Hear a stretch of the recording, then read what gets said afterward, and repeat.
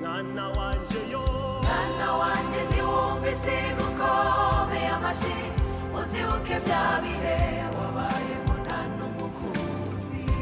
nubona ubuzima bugenda neza mwana wanje nubona ubuzima bugenda neza hindura isengesho ryerekeze mu mihana y'abandagaye mwana wanjye niwumvise gukomeye amashyi uzibuke bya bihe wabayeho nta n'umwe ukuzi mwana wanjye nubona ubuzima bugenze neza ujye uhindura isengesho ryawe ugerekeze ku mihana y'abandagaye ikaze mu ndirimbo y'umunsi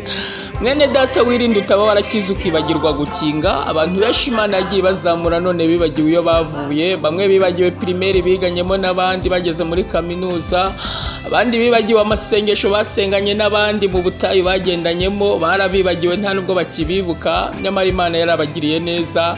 icyo cyatumye Imana ibwira Abisirayeli mu gitabo cyo gutegeka kwa kabiri irababwira ngo numara kurya ugahaga ukamara kubaka amazu meza ukayabamo inka zawe n'imikumbi yawe n'ifeza zawe n'izahabu zawe n'ibyo ufite byose bikaba bigwiriye uzirinde umutima wawe kwishyira hejuru ngo wibagirwe Uwiteka Imana yawe yagukuye mu gihugu cya Egiputa mu nzu y'uburetwa gikakuyobora inzira ica muri bwa butayu bunini buteye ubwoba burimo inzoka z'ubusarwe mwene data ndagira ngo nkubwire ngo Imana yagiye ikora ibirenze ku bantu benshi imiryango myinshi irakenye kubera abantu benshi basenganye ntibabibuka ariko hari amasezerano Imana yakabaye yarasoreje mu nshuti zawe mwasenganye none warakize wanka kuzibuka ariko Imana ikubabarire nagira ngo nkubwire ngo nubona byaraguhiriye uzamenye ko hari abandi bitarahira kandi mwasenganye mwiganye ndetse mwakoranye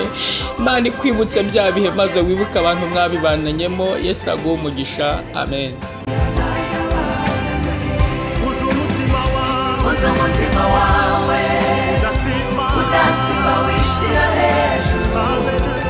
ahantu utazumva ko ibyo ukora ubyishoboza